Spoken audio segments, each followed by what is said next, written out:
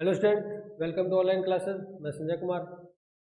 हम +2 के अंदर राजनीतिक विज्ञान का जो इकाई सेकंड जो मैं दूसरा अध्याय चल रहा था राजनीतिक संस्कृति, और राजनीतिक संस्कृति के बारे में हम पढ़ चुके हैं। क्या होती है, अब मेरे को बताया था। अभिव्यक्तियाँ, अभिमुखीकरण, विश्वास, मान्यताएं, अपेक्षाएं, जो राजनीतिक व्यवस्था के प्रति हम रखते हैं वही राजनीतिक संस्कृति होती है। उसके बाद आमंड और पावेल, एलन बॉल, इनकी हमने परिभाषाएं पढ़ी थी। ठीक है, अर्थ के रूप में चर्चा की थी। राजनीतिक संस्कृति घटक की चर्चा की थी हमने। अभिमुखीकरण राजनीतिक निश्चय के बारे में हमने चर्चा की थी। आगे जो हमारा टॉपिक चल रहा था वो चल रहा था राजनीतिक संस्कृति के निर्धारण तत्व। कि राजनीतिक संस्कृति के ऐसे कौन से तत्व है जो उस देश की राजनीतिक संस्कृति को निर्धारित करता है। कि भारत में ऐसे लोकतांत्रिक व्यवस्था को क्यों अपनाया गया था, अमेरिका में, चीन में साम्यवादी को क्यों अपनाया गया था। तो देखो, प्रत्येक देश की कुछ न कुछ ऐसी स्थितियाँ होती है, इसके कारण हमें वो अपनाना पड़ता है। कुछ देश आक्रामक होते हैं, अपनाना पड़ता है। कुछ देश शांति प्रिय होते हैं। इसका मतलब उनकी राजनीतिक संस्कृति निर्धारण करने के कोई ना कोई ऐसे दिक्कत आई थी, समस्या आई, तब उसने वो तरीका अपनाया था। ये कोई देश नहीं चाहता कि युद्ध किया जाए। कुछ न कुछ के सामने समस्या पैदा हुई थी, उसको लेकर उसने अपने जो संस्कृति डिसाइड की थी, बनाई थी, वो एक आक्रामक बनाई है, अशांति पूर्वक अपनी नीति बनाई है। तो वो तो देश की परिस्थितियाँ डिसाइड करती है। तो उसके अंदर में पढ़ा था, एक तो इतिहास होता है राजनीतिक संस्कृति को निर्धारित तत्व में। हमने पिछली क्लास में पढ़ा था ना इतिहास। हमने पढ़ा था धार्मिक विश्वास,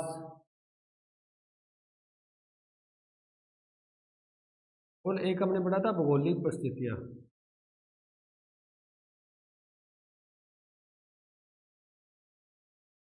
ये वो होती है जो राजनीतिक संस्कृति को क्या करती है, निर्धारित करती है। राजनीतिक संस्कृति को, एक देश की राजनीतिक संस्कृति को बनाती है। उसके बाद नेक्स्ट आज पढ़ने वाले एक तो चौथे नंबर की सामाजिक आर्थिक परिवेश। सामाजिक आर्थिक, इस देश में सामाजिक आर्थिक परिवेश कैसा है। सामाजिक रूप से समानता या भेदभावपूर्ण है, या आर्थिक रूप से गरीब और अमीर का ज्यादा भेदभाव पाया जाता है। अभी कैसा परिवेश है, पर्यावरण कैसा है वहाँ पर, यानी किस प्रकार का वहाँ पर स्थिति पाई जाती है। इस प्रकार सामाजिक स्थिति है, इस प्रकार आर्थिक स्थिति है, बस।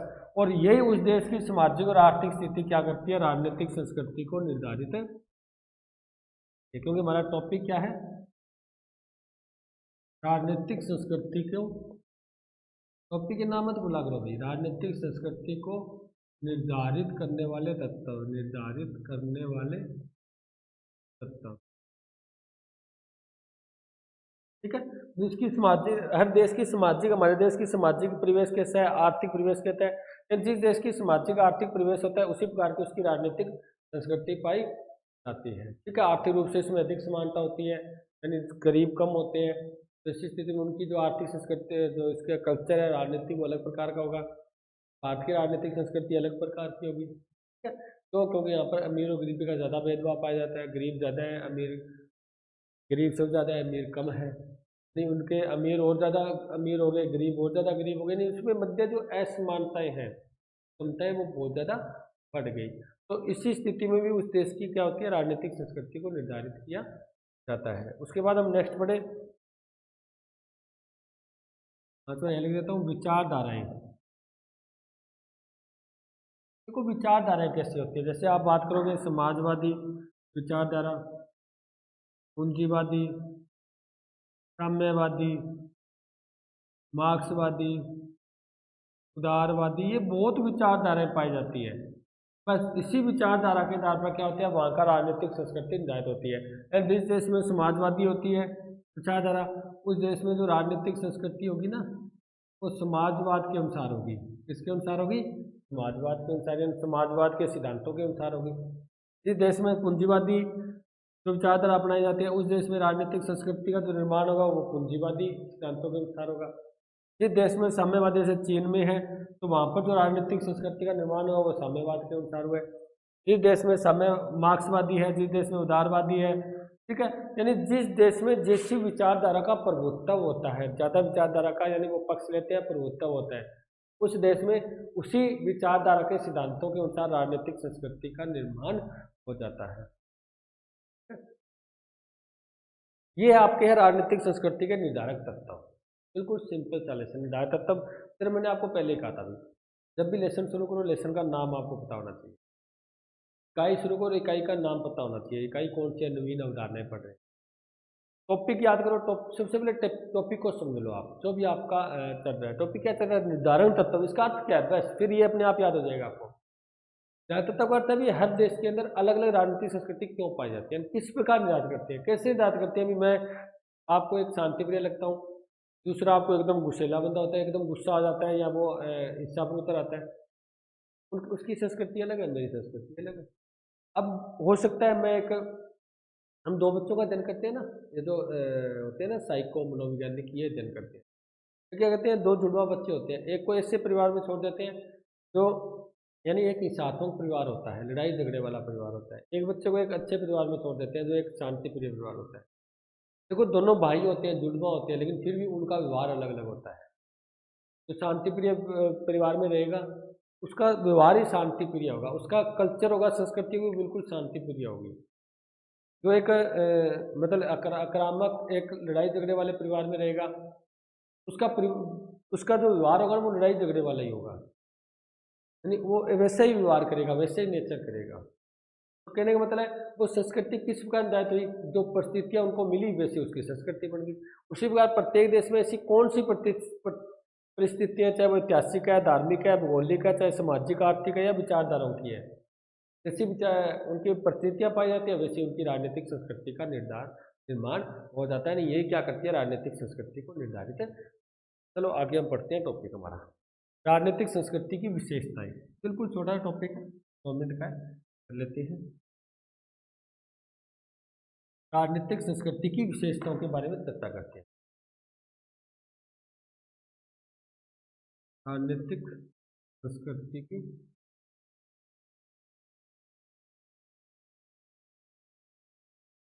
देखो, यानी राजनीतिक संस्कृति में क्या विशेषता पाई जाती है। तो पहली बात करूं मैं, समन्वयकारी। समन्वयकारी होती, पता है आपको क्या होता है? जोड़ने वाली, समन्वय करने वाली, आपस में समझौता करने वाली। समझौता कर लेते हैं ना, आपस में जोड़ लेते हैं, समन्वय कर लेते हैं, ठीक है। तो क्या होता है, हमारे पता है हमारा राजनीतिक जो जीवन है, हमारा जो व्यवहार, हमने पहले ही बात की थी, राजनीतिक व्यवहार होता है ना, राजनीतिक व्यवहार वो क्या होता है, वो परिवर्तनशील होता है, गतिशील होता है, हमने पढ़ा था ना। इसी प्रकार राजनीतिक संस्कृति भी गतिशील होता है, इसकी चर्चा कर चुके हैं। तो हमारा राजनीतिक व्यवहार गतिशील होता है, इसका मतलब पुराने सिद्धांतों को छोड़कर, पुराने सिद्धांतों को छोड़कर नए सिद्धांतों में प्रवेश करते हैं। ऐसी बात हुई ना, नए सिद्धांतों में प्रवेश करते हैं। तो कई बार क्या होता है, कुछ बार ऐसे होता है, ये जो पुराने सिद्धांत होते हैं, जो नए सिद्धांत होते हैं, इनके मध्य किसी प्रकार का झगड़ा हो जाता है, ठीक है। एक दूसरे का ये विरोध करने लग जाते हैं। कुछ विचारक, कुछ व्यक्ति ऐसे होते हैं जो पुराने सिद्धांतों में विश्वास करते हैं, कुछ व्यक्ति ऐसे होते हैं नए सिद्धांतों में विश्वास करते हैं, तो आपस में उनका एक तरह का विरोध हो जाता है। तो राजनीतिक संस्कृति क्या करती है, इन दोनों को आपस में जोड़ देती है, यानी क्या करा देती है, समन्वय करवा देती है। इसका मतलब इसकी पहली प्रवृत्ति, पहली विशेषता क्या हुई, समन्वय आदि, ठीक है। बस ये इसकी विशेषता है। सेकंड की बात करें, दूसरी, नैतिक मूल्यों के प्रति आप क्या कह सकते हो, जोर देना, या नैतिक मूल्यों के प्रति अधिक जोर देना, ठीक है। या आप कह सकते हो समर्पण कह सकते हो। जो राजनीतिक संस्कृति होती है ना, वो नैतिक मूल्यों पर चलती है, नैतिकता का, यानी नैतिक आपको पता है ना, ईमानदारी, सत्यनिष्ठा, अहिंसा, ठीक है। ये नैतिक धर्म के बारे में टॉपिक में पढ़ा था ना, मानवता। इसका मतलब ये ज्यादा जो राजनीतिक संस्कृति होती है ना, वो नैतिक मूल्यों के प्रति समर्पित होती है, अनैतिक मूल्यों का प्रयोग नहीं करती है। कौन से मूल्यों की बात करती है, नैतिक मूल्यों की बात है करती है, अपने के अंदर नैतिक मूल्यों को सम्मानित करती है। उसके बाद हम तीसरी बात करें इसके अंदर, क्या लिख देता हूँ, अमूर्त स्वरूप। देखो राजनीतिक संस्कृति का शुरू होता है वो अमूर्त होता है, क्योंकि हमने पहले ही की थी, राजनीतिक संस्कृति होती है व्यक्ति की मान्यता, व्यक्ति की अपेक्षाएं, व्यक्ति की भावनाएं, व्यक्ति की विभक्तियां, उन्मुखताएं, विश्वास, ये सारे आंतरिक है, कोई देखता नहीं। देखो मेरा राजनीति के प्रति क्या विश्वास है, राजनीति के प्रति मेरी क्या अभिव्यक्तियां हैं, कोई वस्तु थोड़ी है मैं आपको ये दिखा दूंगी इतनी अभिव्यक्ति है जी, नहीं है ना। या आपको मैं नाप तोल कर या मैं तोल कर बता दूँ, नहीं बता सकता ना। तो कहने का मतलब वो अमूर्त होती है, जिसको देख नहीं सकते हम, छू नहीं सकते, सिर्फ आपकी अभिवृत्ति मैं समझ सकता हूँ, आपके विचारों से भी आपकी अभिवृत्ति राजनीति के प्रति ऐसी है। अगर आप विचारों के रूप में उसको गाली देते हो या उसको बुरा भला कहते हो तो मैं मान लूंगा आप ये राजनीति को कम पसंद करते हो। अगर आप राजनीति का ज़्यादा पक्ष लेते हो तो मतलब एक अच्छे तरीके से आप बताते हो राजनीति को, अच्छी एक वे बताते हो, बढ़िया रास्ता बताते हो, तो मैं कहूँगा आपका राजनीति के प्रति अच्छा विचार है। तो कहने का मतलब ये अमूर्त होती है मूर्त, क्योंकि भावनाएं होती है ना वो अमूर्त होती है। मेरी क्या भावना है वो अमूर्त है, आप उसको देख नहीं सकते, छू नहीं सकते, सिर्फ महसूस कर सकते हैं। ठीक है। इस चौथा हम बात करें तो वो इसके अंदर आ जाएगी गतिशीलता। गतिशीलता, और ये तो हम पढ़ ही चुके हैं पहले ही, क्योंकि मनुष्य का, व्यक्ति का जो राजनीतिक व्यवहार होता है, राजनीतिक व्यवहार वो क्या होता है, गतिशील होता है। और राजनीतिक व्यवहार से ही तो राजनीतिक संस्कृति बनती है। जब राजनीतिक व्यवहार गतिशील होता है तो राजनीतिक संस्कृति भी क्या होती है, राजनीतिक संस्कृति भी गतिशील होती है। ठीक है, इसको तो हम चर्चा कर ही चुके हैं। ठीक, तो ये 4 प्रकार की इसकी विशेषताएं आपके सिलेबस में 4 विशेषता दी गई है। एक तो समन्वयकारी है, ठीक है, एक ये नैतिक मूल्यों के प्रति समर्पण है, एक इसका स्वरूप है वो अमूर्त है, मूर्त नहीं है, और ये गतिशील है, यानी ये गतिशील अवधारणा है। ठीक है, उसके बाद हम पढ़ते हैं इसके प्रकार।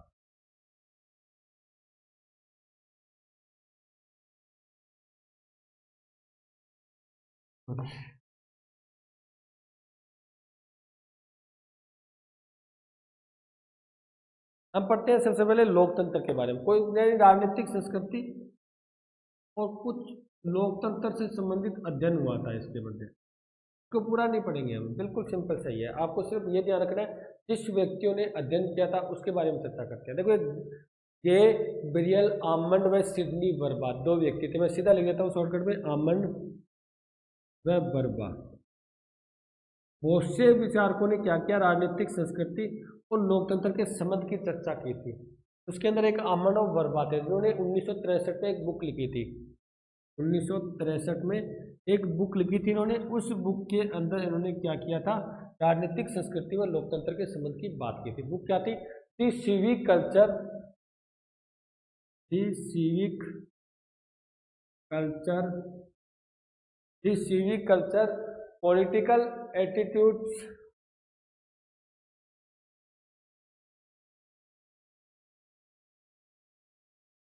दी civic culture, political attitude and democracy,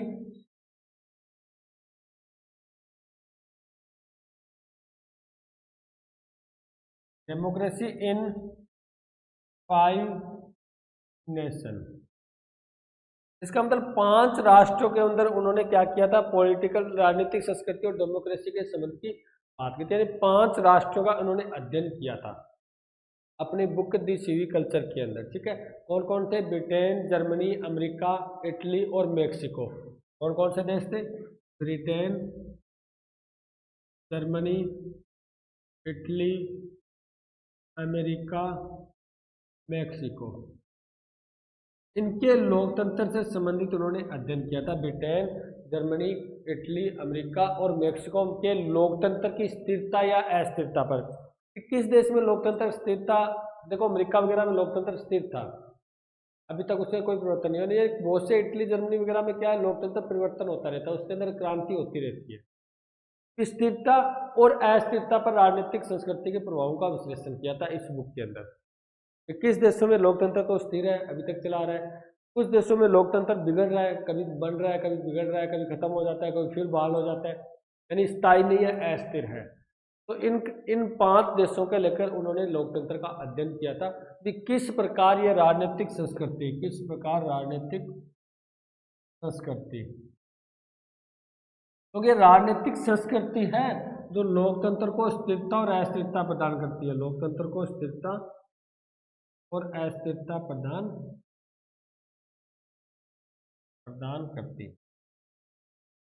राजनीतिक संस्कृति है क्योंकि हमारी राजनीतिक संस्कृति बढ़िया है, अच्छी अपना रखी है, शांति प्रिय है, तो हमारा लोकतंत्र स्थिर है। इस देशों में अशांति, यानी वो क्या करते हैं, आतंकवाद वगैरह विरोध का ज़्यादा प्रयोग करते हैं, तो वहाँ पर लोकतंत्र अस्थिर हो जाता है, क्योंकि लोकतंत्र में विरोध तो होता ही नहीं है, अशांति होती नहीं है, क्रांतियाँ होती नहीं है, होती है तो भी वो मतलब ऐसे हिंसात्मक रूप से नहीं होती। तो कहने का मतलब वहाँ का राजनीतिक संस्कृति कैसी है, उसी पर डिपेंड करता है वहाँ के लोकतंत्र की स्थिरता और अस्थिरता। ऐसी चर्चा की थी आमनो वर्मा। आपको इसमें इतना याद रखना है, आमनो वर्मा ने 1963 में बुक लिखी थी। उसके अंदर 5 देशों का अध्ययन किया था, ब्रिटेन, जर्मनी, इटली, अमेरिका और मेक्सिको के अंदर। ठीक है, अब आगे पढ़ते हैं हम। राजनीतिक संस्कृति के प्रकार या स्वरूप की चर्चा करते हैं।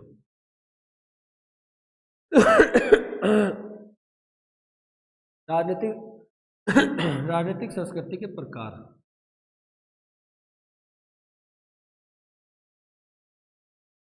हम राजनीतिक संस्कृति के प्रकार के बारे में पढ़ रहे हैं। तो राजनीतिक संस्कृति के प्रकार के अंदर सबसे पहले पढ़ोगे आप आमंड व वर्मा। आमंड व वर्मा ने इसके 3 प्रकार बताए हैं। आमंड व वर्मा ने राजनीतिक संस्कृति के कितने प्रकार बताए हैं? 3 प्रकार। कौन से प्रकार? हम इसको लिख लेते हैं, फिर सिंपल तरीके से तीनों को इकट्ठे बता देंगे। ठीक है, एक तो उन्होंने बताइए संकीर्ण राजनीतिक संस्कृति या संकीर्ण, ये मैं एक संकीर्ण शब्द लिखूंगा, लिख देता हूँ, राजनीतिक व्यवस्था। एक इसके अंदर बताई थी अधीन अथवा प्रजाभावी राजनीतिक व्यवस्था। ठीक है, संकीर्ण, अधीन अथवा प्रजाभावी राजनीतिक व्यवस्था। एक इसने बताई थी प्रजाभावी, अधीन और सहभागी, संकीर्ण और सहभागी राजनीतिक व्यवस्था। तो 3 होगी, एक तो संकीर्ण राजनीतिक व्यवस्था, एक अधीन अथवा प्रजाभावी राजनीतिक व्यवस्था, एक सहभागी। अब इन्होंने होता क्या, किस प्रकार उन्होंने डिवाइड किया था वो पढ़ते हैं। तो इन्होंने कहा था संकीर्ण में क्या होता है? संकीर्ण में होता है जब व्यक्ति को न तो राजनीतिक मुद्दों का और न ही राजनीतिक सहभागिता की समझ होती है, उसे इन्होंने क्या नाम दिया? संकीर्ण राजनीतिक व्यवस्था। यानी व्यक्ति को न तो राजनीतिक मुद्दों का पता होता है, उस देश का भी राजनीतिक मुद्दे, या दिखाई दे रहा है ना आपको, न तो राजनीतिक मुद्दों के बारे में पता होता है देश के कौन कौन से राजनीतिक मुद्दे हैं, और न उसको सहभागिता का पता होता है राजनीति में भाग कैसे लिया जाता है। अगर उस देश में ऐसे व्यक्ति पाए जाएं इसमें न तो राजनीतिक मुद्दों का पता हो और न राजनीतिक सहभागिता का पता हो, वह संस्कृति कौन सी होती है? संकीर्ण, यानी छोटी होती है, व्यापक थोड़ी है। संकीर्ण है कि उनको पता ही नहीं है राजनीति के बारे में, तो अपने आप ही संकीर्ण है। अधीन प्रजाभावी कौन सी होती है? यहाँ लिख देता हूँ मैं, जिसमें व्यक्ति को राजनीतिक मुद्दों का तो पता होता है, राजनीतिक मुद्दों का तो पता होता है, मुद्दों का पता समझ हो, लेकिन राजनीतिक सहभागिता की समझ न हो, देखो इसमें क्या होता है, इसमें तो न तो राजनीतिक मुद्दों का पता होता है, न राजनीतिक सहभागिता होता, लेकिन जहाँ पर दीन अथवा प्रजाभावी राजनीतिक संस्कृति पाई जाती है वहाँ पर राजनीतिक मुद्दों का तो पता होता है, लेकिन राजनीतिक सहभागिता की समझ नहीं होती उनके, समझ राजनीति के अंदर भाग नहीं लेते। तीसरी है सहभागी राजनीति, है तो नाम ही सहभागी आ गया, तो इसके अंदर आप लिख सकते हो उस देश में व्यक्ति को राजनीतिक मुद्दों व राजनीतिक सहभागिता दोनों की समझ हो,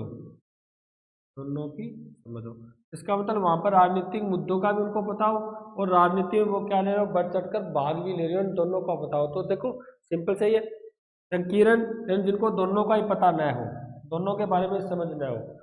अधीन जिसको एक का मुद्दों का पता हो लेकिन सहभागिता की समझ न हो।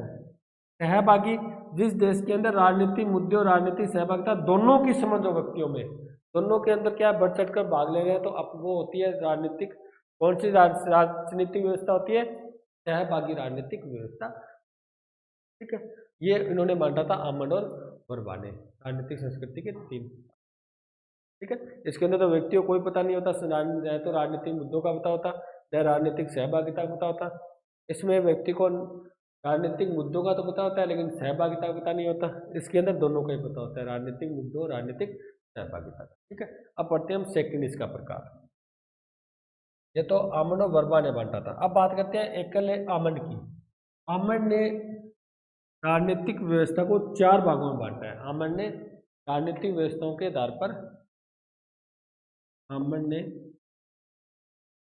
राजनीतिक व्यवस्थाओं के आधार पर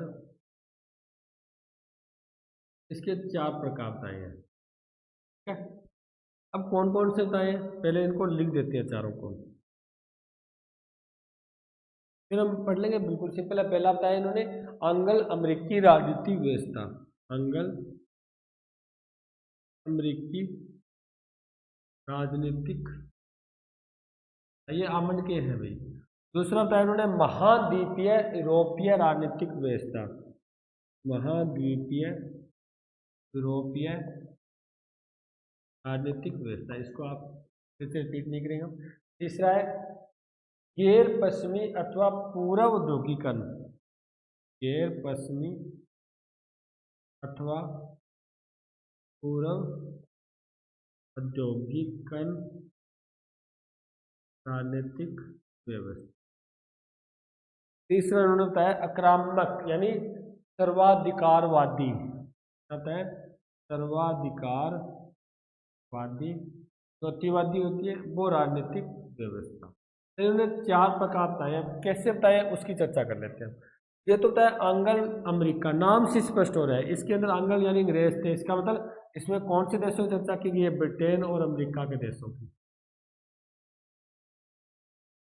ठीक है, भी एंग्लो अमेरिकी राजनीतिक व्यवस्था कौन से देशों में पाई जाती है, ब्रिटेन व अमेरिका के देशों में पाई जाती है। यहाँ पर जो राजनीतिक संस्कृति है वो कैसी है, यहाँ पर है समन्वयकारी,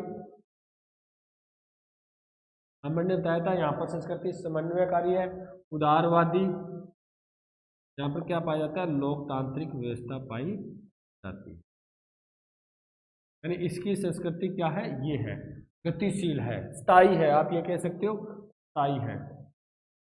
यानी यहाँ पर लोकतंत्र हमने पढ़ा ना, स्थायी और अस्थायी लोकतंत्र, इसके अंदर कहते हैं इसके अंदर स्थायी लोकतंत्र पाया जाता है। ठीक है, इसमें लोकतांत्रिक मूल्यों की बात। तो ये एंग्लो अमेरिकी राजनीतिक व्यवस्था कहाँ कहाँ पाया जाता है, ब्रिटेन और अमेरिका के अंदर। इसमें जो व्यवस्था राजनीतिक संस्कृति है वो कैसी है, आप कह दीजिए समन्वयकारी, उदारवादी, मूल्यों वाली लोकतांत्रिक व्यवस्था है। ठीक है, उदारवाद को अपनाया गया है। समन्वयवादी संस्कृति हमने पढ़ी थी ना, एक राजनीतिक संस्कृति विशेषता, उसके अंदर पहली विशेषता थी समन्वयकारी, तो वो ब्रिटेन और अमेरिका में पाया। समन्वयकारी तभी तो अभी तक चली आ रही है। समन्वय किस में होता है, पुराने सिद्धांतों और नए सिद्धांतों में। अगर मान लो उनमें समझौता न हो और वो लड़ते रहे तो क्या हमारी व्यवस्था स्थायी हो जाएगी, क्या उसमें तो परिवर्तन होगा। अब उनमें समन्वयकारी है, समझौतावादी है, इसलिए वो स्थायी रूप से चले आ रहे हैं। झगड़ा होता है वो समझौता कर लेते हैं, इसका मतलब किसी का कोई नुकसान नहीं होता। इसी कारण क्या है, ये एक स्थायी संस्कृति को बात होती है एंग्लो अमेरिकी राजनीतिक व्यवस्था। अगर महाद्वीपीय यूरोपीय व्यवस्था की बात करें हम, तो ये आप पाई जाती है महाद्वीपीय जो यूरोपीय, जो फ्रांस और जर्मनी की बात होती है, फ्रांस और जर्मनी। देखो इसके अंदर इस संस्कृति के कारण अलग कुछ उप संस्कृतियां भी पाई जाती है। देखो यहाँ पर है तो उदारवादी लोकतंत्र, उदारवादी लोकतांत्रिक व्यवस्था है, लेकिन कई बार क्या हो जाता है, हिंसात्मक कार्रवाई भी हो जाती है, हिंसात्मक तरीके को भी अपना, यानी उप संस्कृतियों को भी अपना लिया जाता है। ठीक है, यानी इसके अंदर राजनीतिक संस्कृतियां भी कई बार संघर्ष भी हो जाता है, सिंपल सी बात है, संघर्ष या हिंसात्मक कार्रवाई भी हो जाती है। ठीक है, ये होता है महाद्वीपीय यूरोपीय राजनीतिक व्यवस्था, जो फ्रांस और जर्मनी में पाई जाती है। कहाँ पाई जाती है, फ्रांस और जर्मनी की चर्चा की थी। और ये जो महाद्वीपीय यूरोपीय देश है, ये बस सिंपल सी बात है, इसी कारण इसको महाद्वीपीय यूरोपीय राजनीतिक व्यवस्था बोलते हैं। इन देशों में उदारवादी लोकतांत्रिक व्यवस्था को अपनाया गया, लेकिन कई बार इसके अंदर क्या हिंसात्मक और संघर्ष की उप संस्कृति भी पाई जाती है, उप संस्कृतियां भी पाई जाती है। ठीक है, अब करें गैर पश्चिमी, यानी गैर पश्चिमी तो एक तो भारतीय है, सिंपल सी बात है, गैर पश्चिमी और पूर्व औद्योगिकरण राजनीतिक व्यवस्था, गैर पश्चिमी और पूर्व औद्योगिकरण राजनीतिक व्यवस्था, इसकी हम चर्चा करें तो मैं यहाँ कर देता हूँ। तो एशिया और अफ्रीका के देश है, एशिया और अफ्रीका के देश, इसमें भारत भी है एक, जो नए नए स्वतंत्र हुए थे। देखो हमने पढ़ा था ना, एशिया, अफ्रीका, लैटिन अमेरिका, उसके देश जो नए नए स्वतंत्र हुए थे 1945 के बाद, उसमें जो संस्कृति पाई जाती है वो ऐसी गैर पश्चिमी पूर्व औद्योगिकरण राजनीतिक व्यवस्था पाई जाती है। ठीक है, जो अभी अभी स्वतंत्र हुए थे, और स्वतंत्र होते उन्होंने क्या अपनाया था? डेमोक्रेसी, लोकतंत्र को अपना लिया था। देखो भारत भी 1947 को स्वतंत्र हुआ था, आजाद हुआ था, उन्होंने अपनी शासन व्यवस्था कैसी अपनाई थी? डेमोक्रेसी को अपनाई थी, लोकतंत्र को अपनाया था। लेकिन इन देशों में जो लोकतंत्र है वो अभी क्या है? नया लोकतंत्र है, नया है, आप कह सकते हो नवजात है, यानी नवजात शिशु के रूप में है, अभी तक उसका विकास नहीं हुआ। क्योंकि एक तो देखो अमेरिका में तो प्राचीन काल से लोकतंत्र चला रहे हैं, वो तो स्थायी है, उन्होंने तो लोकतंत्र के अनुसार सभी सिद्धांतों को डाल दिया। लेकिन भारत के अंदर अभी 60-70 वर्ष हुए हैं, यानी वो देश जो नए नए लोकतंत्र को अभी अपनाया है, यानी वहाँ पर जो लोकतंत्र डेमोक्रेसी पाई जाती है वो नवजात शिशु के रूप में पाई जाती है, उसका विकास होना अभी बाकी है। उन देशों में जो संस्कृति होती है वो कहती है गैर पश्चिमी या पूर्वौद्योगिक राजनीतिक व्यवस्था। अब सर्वाधिकारवादी की बात करें, ये तो बिल्कुल ही सिंपल है, कुछ है ही नहीं इसके अंदर। तो सर्वाधिकारवादी जैसे हम बात करें, इसके अंदर देशों के नाम लिख लेते हैं पहले। जैसे चीन है, उत्तरी कोरिया है, उन देशों में जो संस्कृति पाई जाती है वो सर्वाधिकारवादी, चीन उत्तरी कोरिया में संस्कृति पाई जाती है वो सर्वाधिकारवादी संस्कृति पाई जाती है। इसके अंदर होता क्या है? इसके अंदर होता है अधिनायकवादी, अधिनायकवादी, तानाशाही, यानी सर्वाधिकार, सर्वाधिकार यानी जो सभी अधिकार उसके पास होते हैं। चीन के अंदर साम्यवादी पार्टी है, उसके पास सभी अधिकार है। उत्तरी कोरिया वहाँ तो सम्राट है, राजा है, सब कुछ वही करता है, जनता का कुछ अधिकार नहीं होता। देखो हम हमारे यहाँ पर क्या पाया जाता है? लोकतंत्र पाया जाता है, चाहे नवजात शिशु में हो, यानी अभी नया नया हमने लोकतंत्र को अपनाया, पूरा विकास नहीं हुआ। लेकिन फिर भी अगर सरकार कोई ऐसा कानून बनाए तो हम उसका विरोध करते हैं ना, हड़ताल भी करते हैं, आंदोलन भी करते हैं। लेकिन इन सर्वाधिकारवादी देशों में यानी चीन और उत्तरी कोरिया में, यानी विरोध करना मतलब कर ही नहीं सकते, विरोध कर ही नहीं सकते, आप आंदोलन नहीं कर सकते, आप हड़तालें नहीं कर सकते, क्योंकि ये सर्वाधिकारवादी होते हैं, ये तानाशाही होते हैं, ये अधिनायकवादी होते हैं, क्योंकि उन्हीं का राज चलता है, जनता के पास कोई अधिकार नहीं होता। हमारे पास अधिकार तो है कि हम सरकार का विरोध कर सकते हैं, आंदोलन कर सकते हैं, है ना, इसके अंदर नहीं कर सकते। इसका मतलब इसके अंदर विद्रोह का स्थान नहीं होता, या आप कह सकते हो आंदोलन नहीं कर सकते आप, ठीक है, इसका कोई स्थान नहीं होता, ठीक है। विपक्ष नहीं कर सकते आप, सरकार का आप विपक्ष ले ही नहीं सकते, उसका विरोध कर ही नहीं सकते आप। तो अब ये थी आमंड के 4 प्रकार की संस्कृति, कौन कौन सी? एंग्लो अमेरिकी यानी ब्रिटेन अमेरिका, जिसके अंदर एक उदारवादी लोकतांत्रिक व्यवस्था पाई जाती है, समन्वयकारी व्यवस्था पाई जाती है, एक स्थायी लोकतंत्र की स्थापना कर चुका है ये। महाद्वीप यूरोपिया जो फ्रांस और जर्मनी, वहाँ पाए तो लोकतांत्रिक व्यवस्था आती है उदारवादी, लेकिन कभी कभी उप संस्कृतियों का भी जन्म हो जाता है, यानी वहाँ पर हिंसात्मक या संघर्ष भी हो जाता है। गैर पश्चिमी अथवा पूर्वोद्योगिकरण, इसके अंदर पाया जाता है लोकतंत्र, लेकिन नवजात शिशु में पाया जाता है, यानी एक नवीन रूप में अभी अभी उन्होंने लोकतंत्र को शुरुआत की, क्योंकि अभी अभी ये स्वतंत्र हुए, आज़ाद हुए, और जो लोकतंत्र का जो उनका जो उन्होंने फेस किया वो नया है, अभी लोकतंत्र को अपनाया, तो अभी तो लोकतंत्र को समझने में टाइम तो लगेगा ना, कुछ के विकास में टाइम लगेगा। सर्वाधिकारवादी, यहाँ तो लोकतंत्र होता ही नहीं, आप कह सकते हो ये अलोकतांत्रिक होता है। क्या होता है? अलोकतांत्रिक। अलोकतांत्रिक होता है, अधिनायकवादी होता है, तानाशाही होता है। इसके अंदर विरोध की गुंजाइश ही नहीं होती है, जनता सरकार का विरोध नहीं कर सकती, सरकार ने जो कुछ कह दिया, जो कानून नियम सिद्धांत बना दिया, जनता को उसको मानना ही वो होता है सर्वाधिकारवादी। जैसे चीन और उत्तरी कोरिया की हम बात करते हैं। ये तो हो गया जी आमंड का। जो मेन है वो आपका आमंड की है, बहुत ही मोस्ट इंपॉर्टेंट है, ध्यान रखना, पक्का आता है एग्जाम के अंदर। आमंड का 4 ही तो प्रकार है, एंग्लो अमेरिका, बस महाद्वीपीय, गैर पश्चिमी, सर्वाधिकारवादी। कितना सिंपल है, आराम से याद कर सकते हो। एंग्लो अमेरिका, ब्रिटेन अमेरिका, महाद्वीपीय फ्रांस जर्मनी, गैर पश्चिमी जो एशिया अफ्रीका के नए देश आजाद हुए हैं, और सर्वाधिकारवादी जो चीन उत्तरी कोरिया है। बस सिंपल सी बात है, थोड़ा वाला आपका पूरा हो चुका है। अब इसके बाद करते हैं एक वाइसमैन, एक वाइसमैन व्यक्ति था। वाइसमैन ने जो राजनीतिक संस्कृति को परिभाषित किया था वो 3 शुद्ध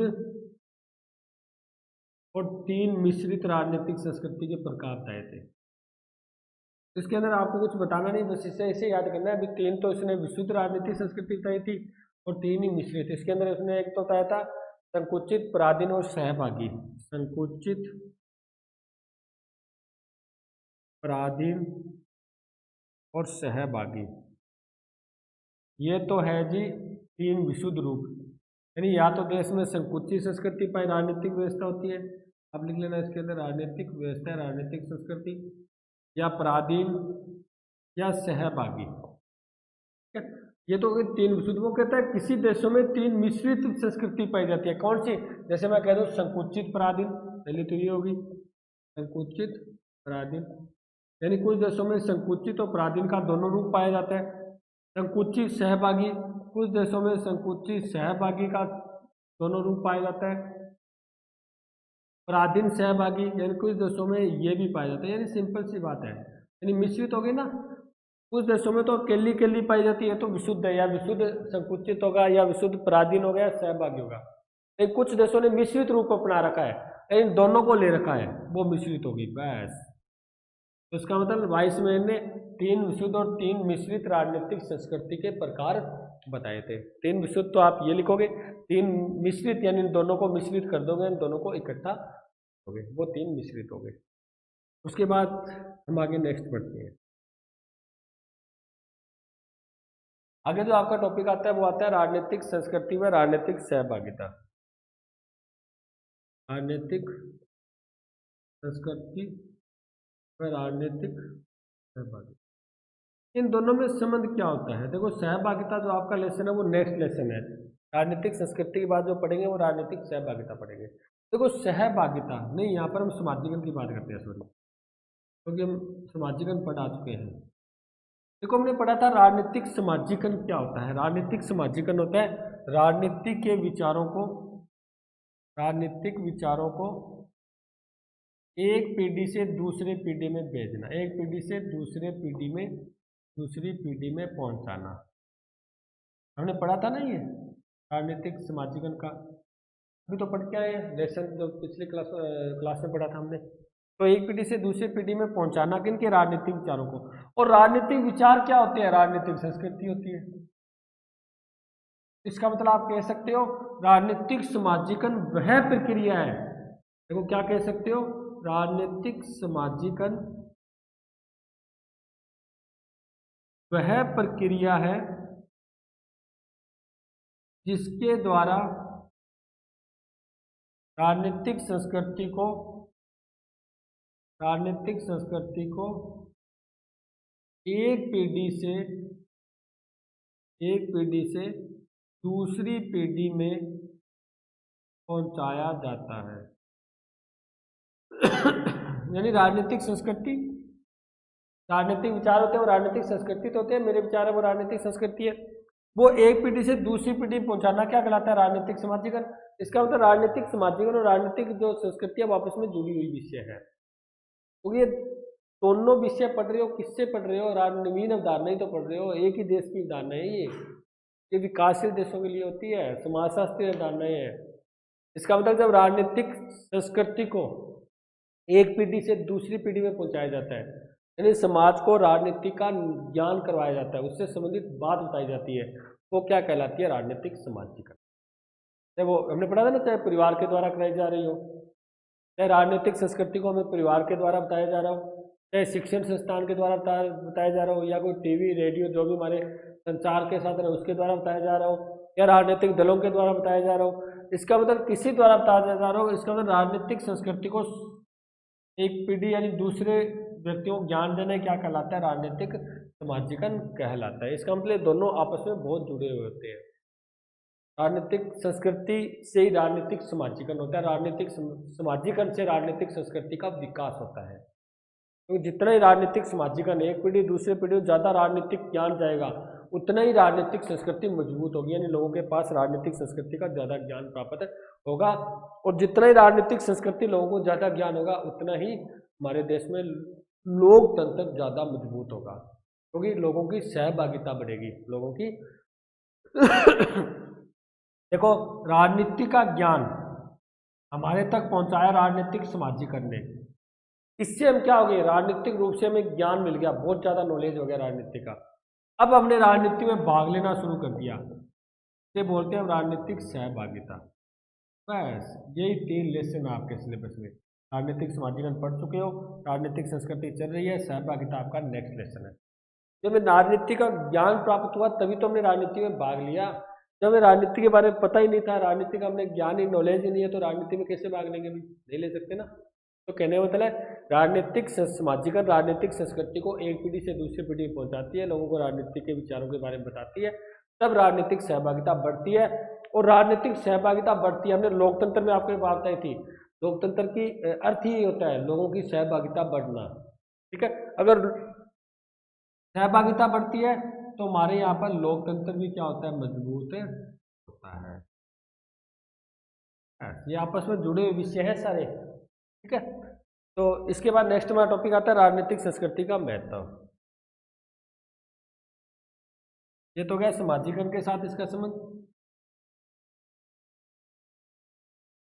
अब पढ़ते हैं राजनीतिक संस्कृति का महत्व।